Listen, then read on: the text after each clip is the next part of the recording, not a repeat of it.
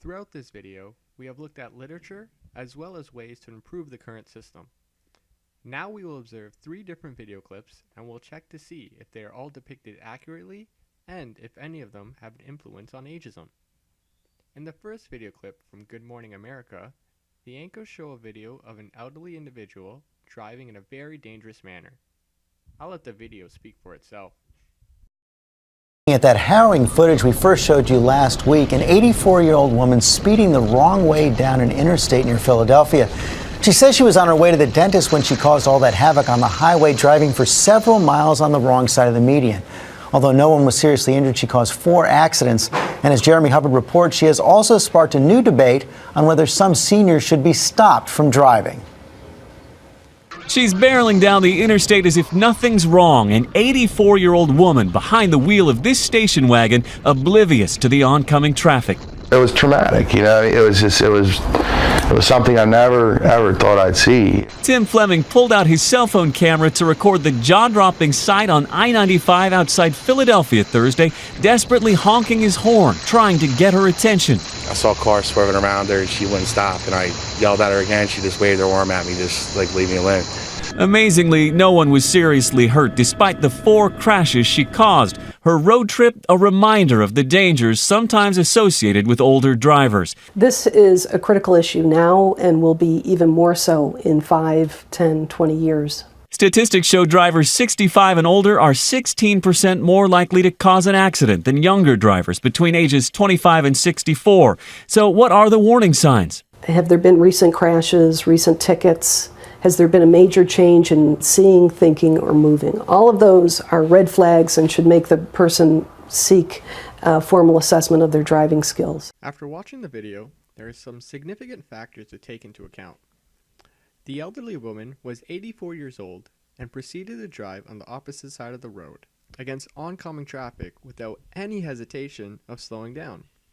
Even against onlookers' signals and the numerous honks from other cars, she still did not understand what was wrong. Eventually she stopped, but only after 4 accidents had occurred. Now, what can we draw from this? First of all, the elderly woman in the video was one of many across North America. In Canada specifically, by 2061, 1 in 4 Canadians will be over 65. Now, does this speak for the whole of the elderly population? Probably not. This incident can be accounted as a unique or highly unlikely repeatable scenario. However, if it did happen again, the results might not be as favorable. Since the event was recorded and occurred, its depiction is very accurate. It is quite difficult to try and stand by the elderly woman's side. Her actions unfortunately put a lot of people at risk. At the same time, not hearing her side of the story does not help understand what she was thinking or going through. Unfortunately, this video helps support and spread the message of ageism. Hopefully, many see this video as a random encounter and do not stereotype the whole of the elderly population. In this second video clip, an elderly gentleman crashes into another car, which could have easily been prevented.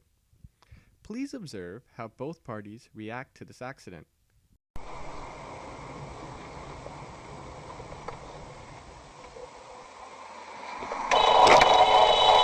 Ты чё, ёб твою мать, блядь?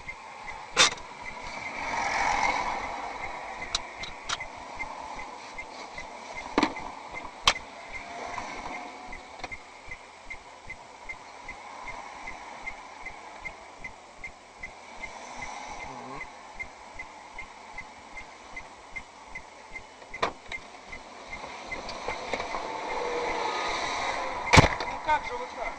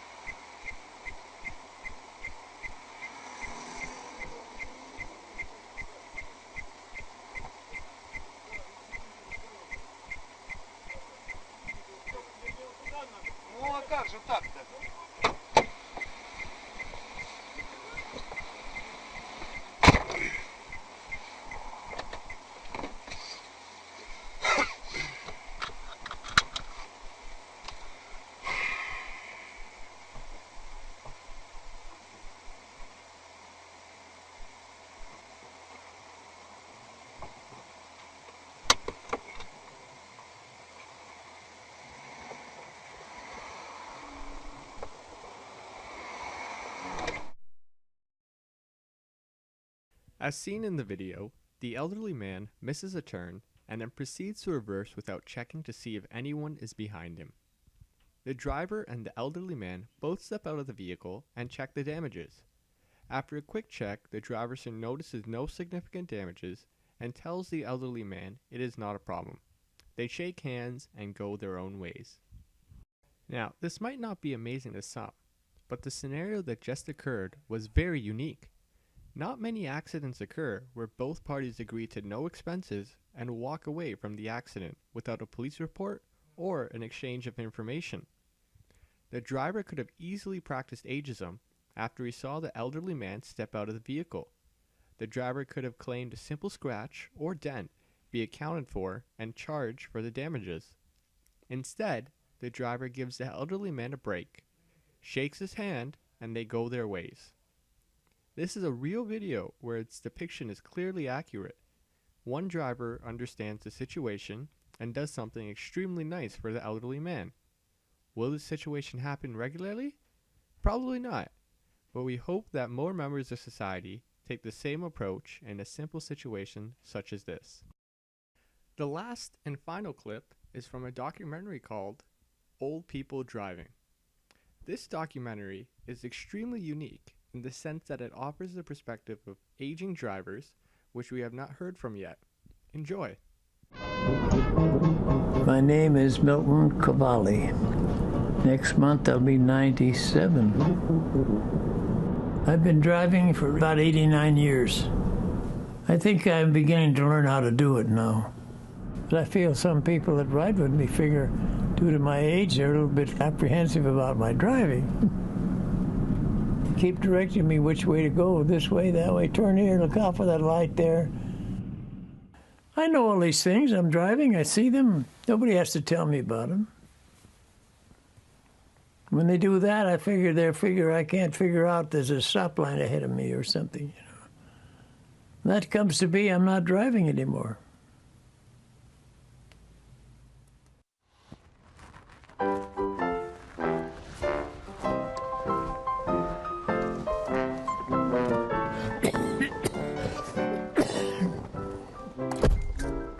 I'm Herbert Bauer, and I'm still 99, but not much longer. I have driven a car for about 80 years, and it's about time to change before somebody invites me to change.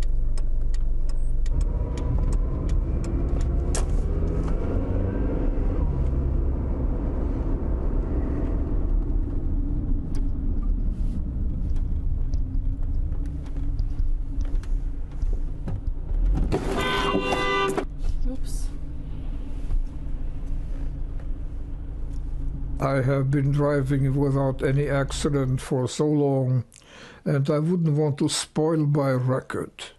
So I'll try something else for a while. Will you miss your car? I plan to, yes.